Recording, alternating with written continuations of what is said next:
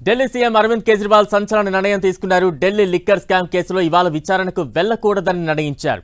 దీంతో ఇప్పటి వరకు ఈడీ విచారణకు వెళ్తారా వెళ్లరా అనే దానిపై నెలకొన్న ఉత్కంఠకు తెరపడింది. ఇప్పటికే అరవింద్ కేజ్రీవాల్ 2 సార్లు విచారణకు వెళ్లలేదు. అరవింద్ కేజ్రీవాల్ ఈడీ విచారణకు వెళ్లకూడదని నిర్ణయించారు. అరవింద్ కేజ్రీవాల్ కు నోటీసులు ఇవ్వడంపై చట్ట విరుద్ధమని పార్టీ వర్గాలు ఆరోపించాయి. మూడోసారి విచారణకు హాజరు కాకపోతే అరవింద్ కేజ్రీవాల్ ను ఎన్ఫోర్స్మెంట్ డైరెక్టరేట్ ఈడీ అరెస్టు చేసే అవకాశం ఉందంటున్నారు. దీనిపై స్పందించిన నేతలు, న్యాయవాదులు ఈ విషయంలో సరైన సమాచారం ఇస్తారన్నారు. అక్టోబర్లో ఈడీ అరవింద్ కేజ్రీవాల్ కు సమన్లు జారీ చేసింది. ఆ తర్వాత మళ్లీ నవంబర్ 2న 2 సార్లు సమన్లు పంపింది. ఈ 2 సార్లు ఆయన ఈడీ విచారణకు హాజరు కాలేదు. వివిధ రాష్ట్రాల అసెంబ్లీ ఎన్నికల ప్రచారంలో బిజీగా ఉన్నారన్న అరవింద్ కేజ్రీవాల్ ఈడీ విచారణకు హాజరయ్యేందుకు సమయం కావాలని కోరారు. అయితే నవంబర్ 2న ఢిల్లీ సీఎం తరపు న్యాయవాదులు ఈడీ సమన్లు చట్ట విరుద్ధమని ప్రకటించారు.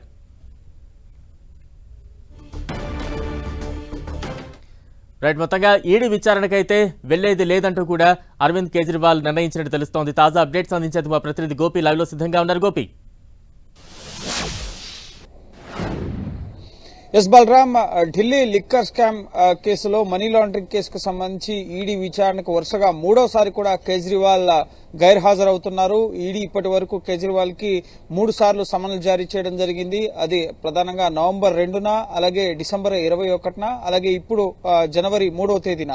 సో ఈ 3 సార్లు కూడా కేజ్రీవాల్ గైర్హాజరయ్యారు. కాసేపటి క్రితం ఈ రోజు విచారణకి తాను హాజరు కావడం లేదని చెప్పి ఎన్ఫోర్స్మెంట్ డైరెక్టరేట్ కి లేఖను పంపించడం జరిగింది. విచారణకు సహకరించేందుకు నేను సిద్ధంగా ఉన్నానంటూనే మరోపక్క దీని వెనక రాజకీయ కారణాలున్నాయి, తనకు ఇచ్చిన నోటీసులు చట్ట విరుద్ధం, పూర్తిగా తనని లోక్సభ ఎన్నికల ప్రచారం నుంచి దూరం చేసేందుకు చేస్తున్న ప్రయత్నంగా ఆ లేఖలో పేర్కొనడం జరిగింది. గతంలో 2 సార్లు మొదట 5 రాష్ట్రాల అసెంబ్లీ ఎన్నికలున్నాయి, మధ్యప్రదేశ్, రాజస్థాన్, ఛత్తీస్గఢ్, అలాగే తెలంగాణ, మిజోరాం, ఈ రాష్ట్రాల ఎన్నికలు ఉన్నప్పుడు ఆ ప్రచారంలో నేను బిజీగా ఉన్నాను. అప్పుడు కూడా మీ నోటీసులు చట్ట విరుద్ధం, వాటిని ఉపసంహరించుకోవాలని చెప్పి కేజ్రీవాల్ ఈడీని కోరారు. సో అలాగే ఈ డిసెంబర్ 21న హాజరు కావాల్సిన విచారణకు సంబంధించి విపాసన కార్యక్రమంలో భాగంగా పంజాబ్ లో 10 రోజుల పాటు ఆయన ఉండడం జరిగింది, మెడిటేషన్ కార్యక్రమానికి సంబంధించి. సో ఆ సందర్భంగా కూడా మీ నోటీసులు చట్ట విరుద్ధం, వాటిని మీరు ఉపసంహరించుకోవాలి, కేవలం రాజకీయ కారణాలతోనే నోటీసులు ఇస్తున్నారని చెప్పి పేర్కొన్నారు. ఇప్పుడు 3వసారి కూడా ఈడీని ముఖ్యంగా ఈసారి విజ్ఞప్తిలో మాత్రం నేను విచారణకు సహకరించేందుకు సిద్ధంగా ఉన్నానంటూనే ఇది కూడా చట్ట విరుద్ధంగానే మీరు నోటీసులు ఇచ్చారు, ఎన్నికల ప్రచారం నుంచి దూరం చేసేందుకు మీరు ఈ కార్యక్రమం చేపడుతున్నారంటున్నారు. అలాగే ఆమ్ ఆద్మీ పార్టీ కూడా కేజ్రీవాల్ ని అరెస్ట్ చేసేందుకు కుట్ర జరుగుతోంది అని చెప్పి ఆరోపిస్తున్న పరిస్థితి ఉంది. సో ఈ రోజు కూడా వరుసగా కేజ్రీవాల్ ఈడీ విచారణకు హాజరు కాకపోవడంతో బీజేపీ దీనిపైన స్పందించడం జరిగింది. అరవింద్ కేజ్రీవాల్ దూరంగానే ఉంటూ వస్తూ ఉన్నారు. నెక్స్ట్ ఈడీ కార్యాచరణ ఏ రకంగా ఉండబోతోంది? ఎస్, ఎన్ఫోర్స్మెంట్ డైరెక్టరేట్ మళ్లీ నోటీసులు ఇచ్చే అవకాశం ఉంది. కేజ్రీవాల్ విజ్ఞప్తిని పరిగణలోకి తీసుకుని ఈ రోజుకి ముఖ్యంగా ఆయన్ని ప్రశ్నించకుండా మరోసారి విచారణకు రావాలని చెప్పి నోటీసులు ఇచ్చే అవకాశం ఉంది. ఒకవేళ అప్పుడు కూడా కేజ్రీవాల్ విచారణకు సహకరించే దిశగా వ్యవహరించకపోయినట్లయితే కనుక కోర్టును ఆశ్రయించే అవకాశం ఉంటుంది. నాన్ బెయిలబుల్ వారెంట్ తీసుకుని ఆయన అరెస్ట్ చేయడం కానీ, లేక ఆయన నివాసంలోనే ఆయన ప్రశ్నించిన అదుపులోకి తీసుకుని నివాసంలోనే ఆయన ప్రశ్నించే అవకాశం కనిపిస్తుంది. అయితే వెనువెంటనే అది చేస్తుంది అనేది మనం వేచి చూడాలి. ఎందుకంటే జార్ఖండ్ సీఎం హేమంత్ సోరెన్ కి ఇప్పటి వరకు 7 సార్లు నోటీసులు ఇచ్చినా 7 సార్లు ఆయన గైర్హాజరయ్యారు.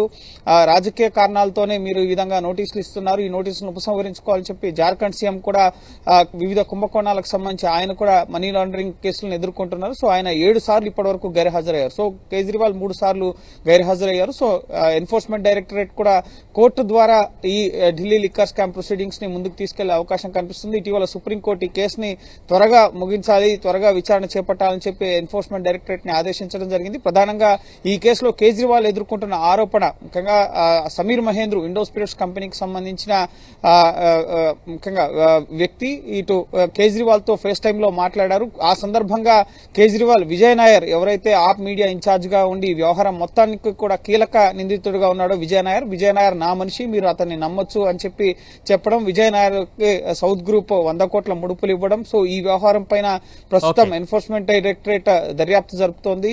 ఇప్పటికే ఆమ్ ఆద్మీ పార్టీకి సంబంధించి ఉప ముఖ్యమంత్రిగా ఉన్న మనీష్ సిసోడియా అప్పటి ఎక్సైజ్ శాఖ మంత్రి అరెస్ట్ అయ్యారు. అలాగే ఆమ్ ఆద్మీ పార్టీ ఎంపీ సంజయ్ సింగ్ అరెస్ట్ అయ్యారు.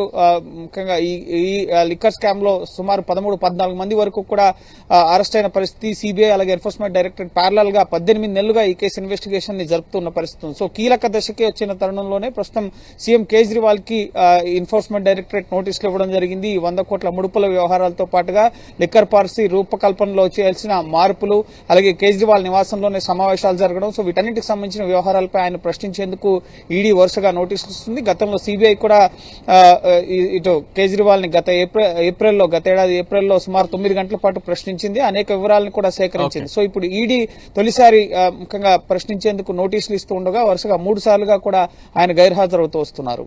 Right, thank you Gopi.